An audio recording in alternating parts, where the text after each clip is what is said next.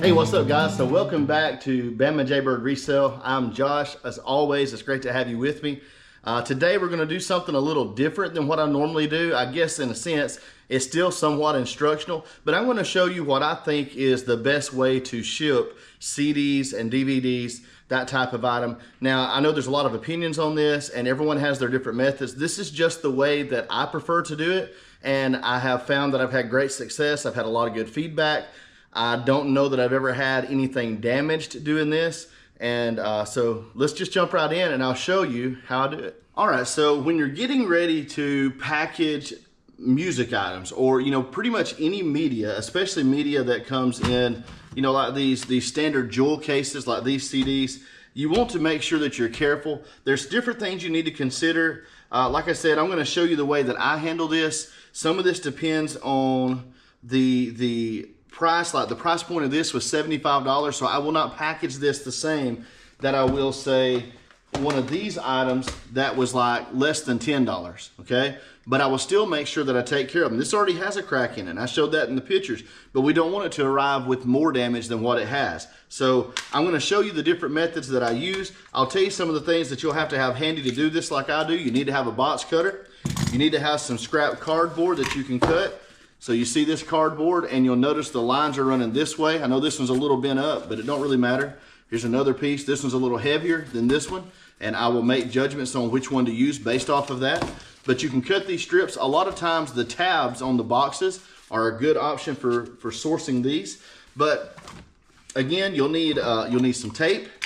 You will also need a variety of bubble mailers, including these. I think these are 6x9s, and these I think are 8x11s or 8x12s. So a couple of different sizes depending on how big the item is that you'll need for that. And you will also need either 6x6x6 boxes. I buy these at Walmart. They're pretty cost efficient. I forget how much exactly they are, but the first three sizes of boxes at Walmart, these, and then this one for larger sets of CDs. Sometimes if I have like 10 or 12, it goes in one of these. So 11 by, I say by 8x6. These are really gonna measure out 12 by 8x6, and these are gonna measure out 7x7x7 because they're a little over 6 every direction. But these two sizes work really well, and the first three sizes are just under $1, all of them. So, anywhere from 60 to 85, 90 cents. So those are good options that you need to have available. And let's jump right into one of these basic CDs. So this is a fairly low dollar CD here. This is like $6, I think was paid for this, or 8. I can't remember now exactly. I know it was less than 10.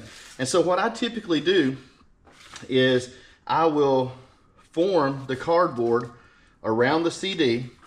I know some people put these directly into a bubble mailer, and that works sometimes, guys. I'm not saying that can't work. You have to decide what works for you, what system you're okay with. But I like to put a layer of cardboard around it before I put them in a bubble mailer, because I know that they're gonna get tossed around a lot. I know the sorting machines are rough on them, and people are rough sometimes on packages. And so I want them to arrive in really good shape when they get to my buyer. I don't wanna lose, ground on my feedback because of taking shortcuts. So I will do this, I'll put this around it, tape it up, okay? And then I will get the bubble mailer that matches. This is the small one. I slide it into the bubble mailer.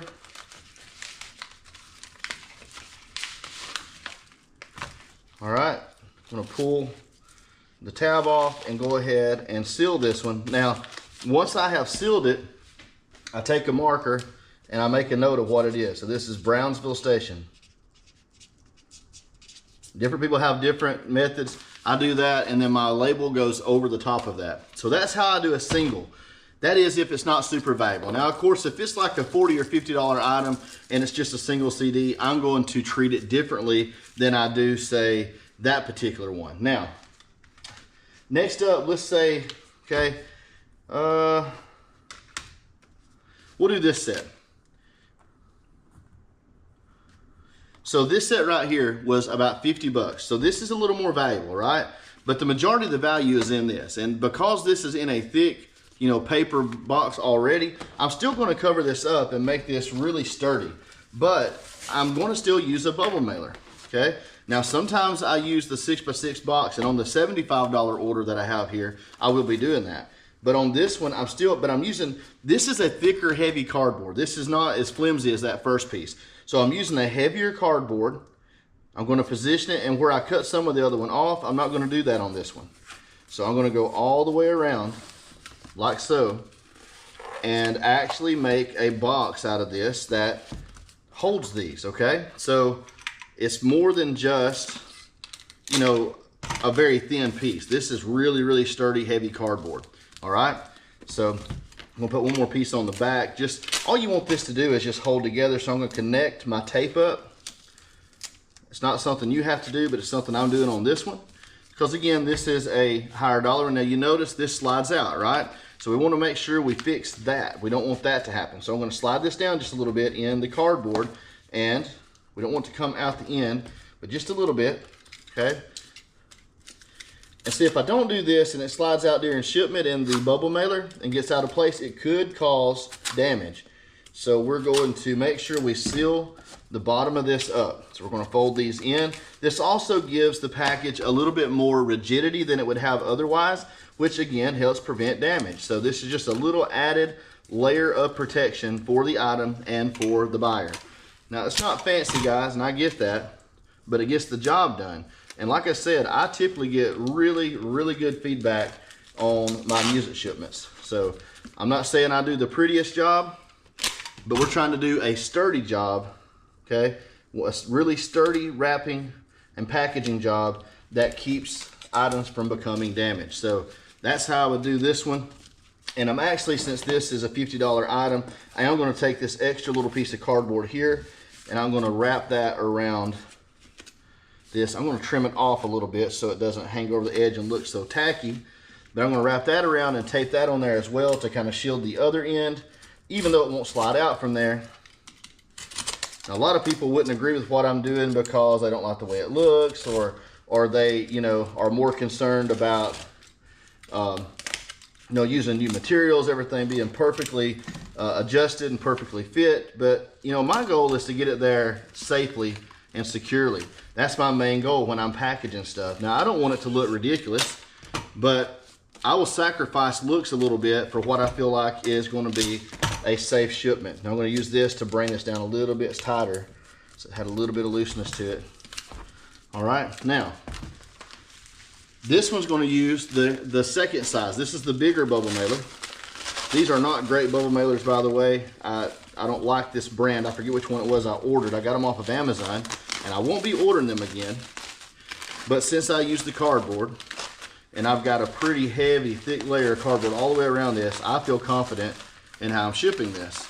And like I said, I've not had any problems yet.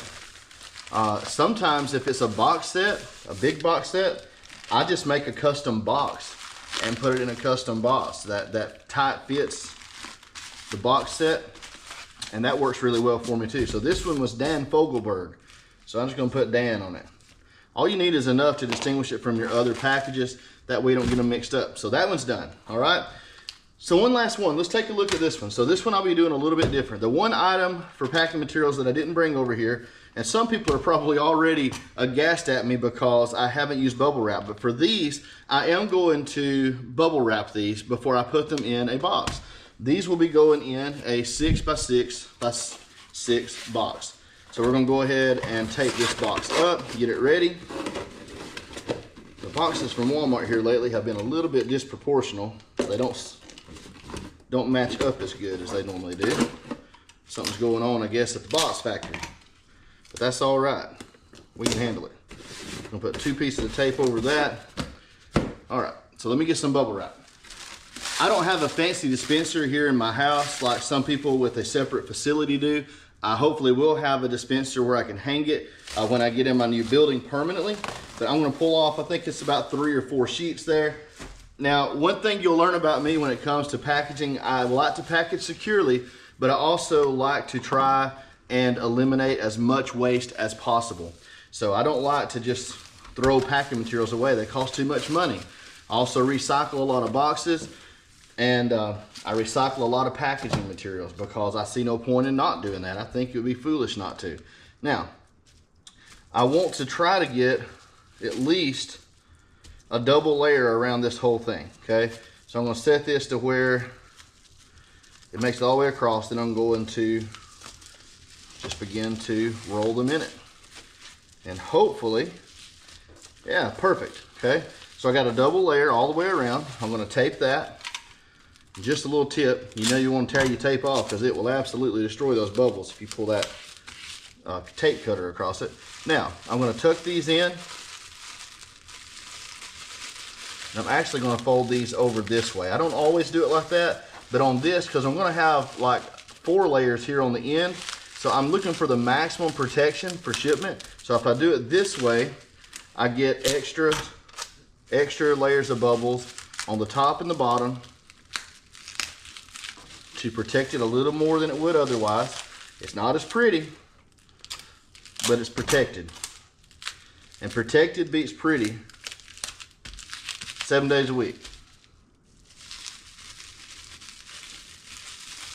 Do the same thing here.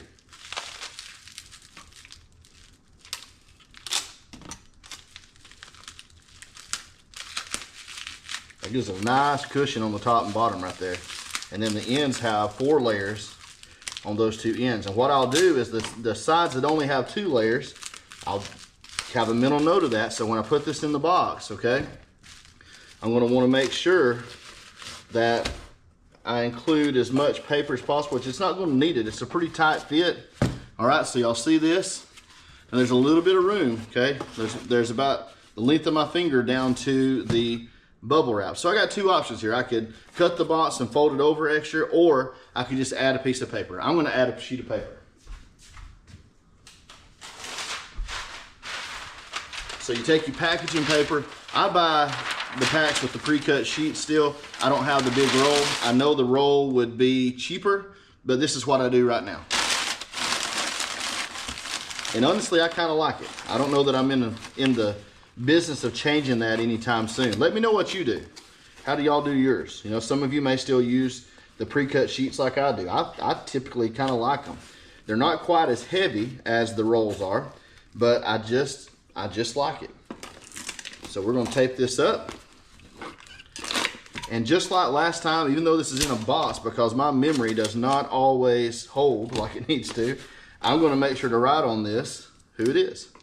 So this is the Dave Clark 5.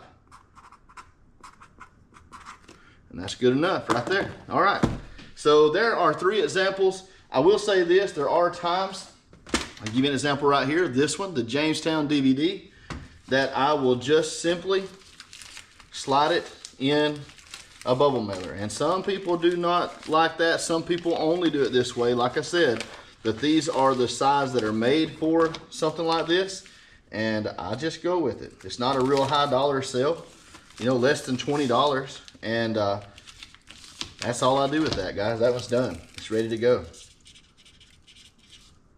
I'm just gonna put James on it. That's good enough. I know it's a DVD. It's the only DVD that I have. All right, so that's it. I hope you got something out of that. Like I said, I don't do these videos a lot. If you like what I showed you today, or if there's something else you'd like to see, you know, let me know. I'm no expert by no means. I don't try to pretend. You know, look, I do these instructional videos about how to sell on eBay, and I do a lot of research, and I do a lot of trial and error myself. And I'm just passing on what I learn as I learn it. The research that I do, I pass what I find on to you.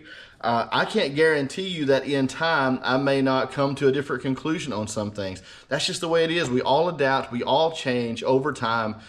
We may change our habits, our routines. We may try different methods. We may find things that work better than the things that we start with. But for right now, this is how I ship and package CDs. It works well for me. If I had 30 items going out today, I may have to rethink how I'm doing some of this to make it faster. Who knows? But for right now, it works well for the volume of my sales. And if you're just starting out on eBay, or if you're a fairly new reseller, you know, in general, or you're just a part-time reseller that doesn't have a huge volume, you know, these types of methods probably will work for you too. And I would encourage you to look at the boxes at Walmart. They're a really good value for just picking up what you need at the time that you need it. I do order some boxes for certain things, and you can sometimes save that way. The problem you'll run into with Walmart is they only have a few sizes available. I think about 5 or 6 sizes, and they do get to costing a little bit more when they get past these 3 smaller boxes. But which I only showed you 2 of them, but still. All right, well guys, that's all I got for you on this instructional part. But I really appreciate all you guys that watch, all of you that comment, that stick around for the whole video. And if you have watched this long and you haven't already subscribed, I may have already said this earlier, but I'd love for you to subscribe and join the Bama Jaybird family on YouTube. But guys, thank you again. Remember, I love you, God loves you, and whatever you do, guys, don't you ever, ever give up. Guys, I'll see you on the next one. God bless.